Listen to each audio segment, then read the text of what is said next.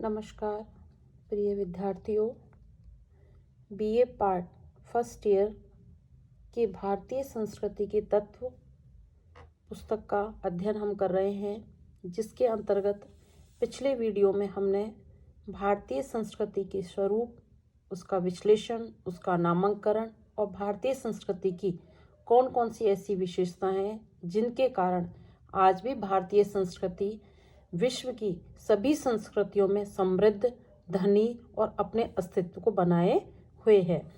आज के वीडियो में हम भारतीय संस्कृति की विशेषताओं का अध्ययन करने के पश्चात ये जानने का प्रयास करेंगे कि भारतीय संस्कृति का विश्वव्यापी कितना प्रचार प्रसार है, या विदेशों में भारतीय संस्कृति को किस रूप में या किस तरह से देखा गया है, या विदेशों में भारतीय संस्कृति का क्या प्रभाव है। इस विषय में आज के वीडियो में हम जानकारी प्राप्त करेंगे कि कुछ बिंदु हैं जिनके विषय में मैं बताना चाहती हूँ कि सर्वप्रथम तो कि विदेशों से प्रारंभिक सांस्कृतिक संबंध कैसे हैं हमारे।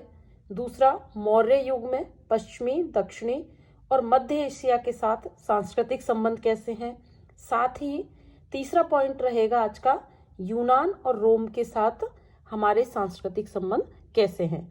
तो सर्वप्रथम हम विदेशों में से प्रारंभिक जो सांस्कृतिक संबंध है, इस बिंदु को समझने का प्रयास करेंगे कि उत्तर पाषाण काल के जो अवशेष प्राप्त हुए उनसे पता चलता है कि जो पश्चिमी एशिया, मध्य एशिया, चीन, हिंद चीन और पूर्वी द्वीप समूह के लोगों से भारतीयों का उस समय भी संपर्क था। आज ही नहीं अपितु उस प्राचीन काल में भी संबंध था।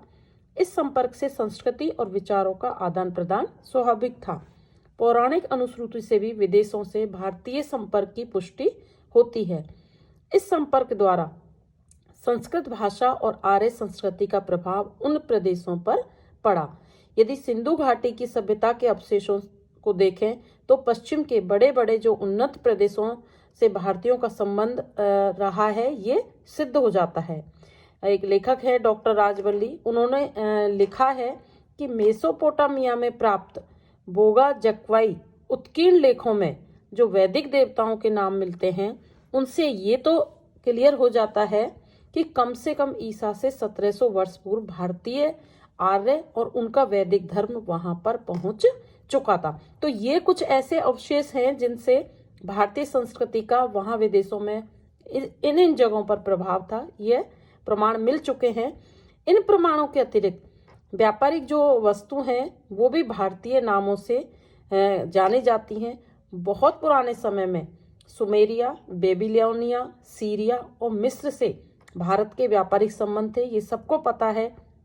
व्यापारिक संबंध से न केवल वस्तुओं का आदान प्रदान होता था, अपितु संस्कृति और विचारों का भी आदान प्रदान होता था। 6ठी शताब्दी ईसा पूर्व में के जो संबंध हैं वो उस समय और भी घनिष्ठ हो गए थे।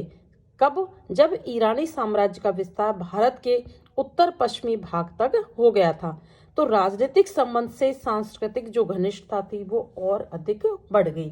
तो ये बिंदु क्लियर हो गया है कि विदेशों से भारतीय संस्कृति के जो संबंध या विदेशों में जो भारतीय संस्कृति का प्रभाव है वो आज से नहीं अपितु प्राचीन काल से लगातार है, क्योंकि उन सभी देशों के साथ में हमारा सांस्कृतिक जो प्रभाव है वो तो होता ही था, लेकिन जो व्यापारिक आदान प्रदान जो होता था वो भी कहीं ना कहीं एक दूसरे की सभ्यता और संस्कृति के आदान प्रदान का माध्यम था। दूसरा बिंदु है जिस पर हम चर्चा करेंगे कि मौर्य युग में पश्चिमी, दक्षिणी और मध्य एशिया के साथ सांस्कृतिक संबंध कैसे थे। तो ईरानी साम्राज्य के बाद यूनान के सिकंदर महान ने भारत में पंजाब तक अपना साम्राज्य विस्तृत कर एशिया के इस वाले भाग की भारत के और निकट ला दिया था। जब व्यापारिक और राजनीतिक संबंध बड़े हों तो सांस्कृतिक संबंध भी घनिष्ठ हो गए। मौर्य साम्राज्य अशोक ने बौद्ध धर्म ग्रहण करने के बाद एशिया में भारतीय संस्कृति का भारी प्रचार हुआ।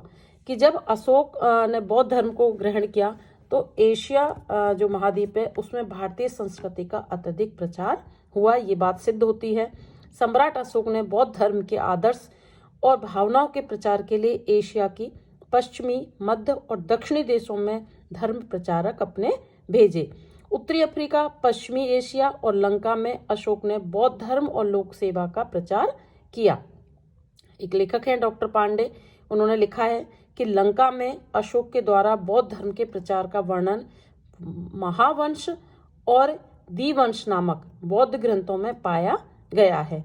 अशोक के जो पुत्र थे महेंद्र और पुत्री संघमित्रा ने लंका में बौद्ध धर्म और पाली भाषा को पहुंचाया।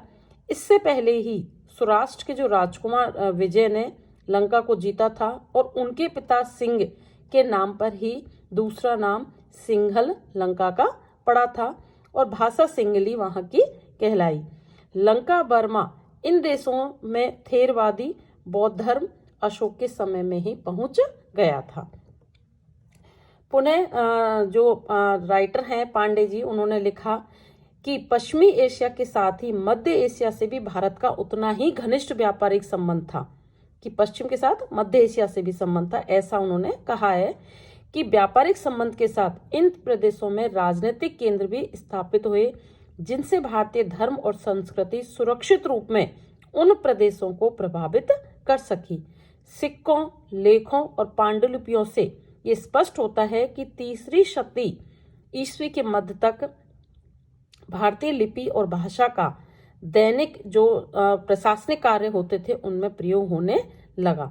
पश्चिम में भारतीय धर्म और संस्कृति ने ईसाई धर्म को बहुत अधिक प्रभावित किया, जैसा कि उसमें बहुत से समान तत्वों से सिद्ध होता है। जैसे मध्य एशिया की संस्कृति भारतीय संस्कृति की प्रतिच्छाया कही जा सकती है।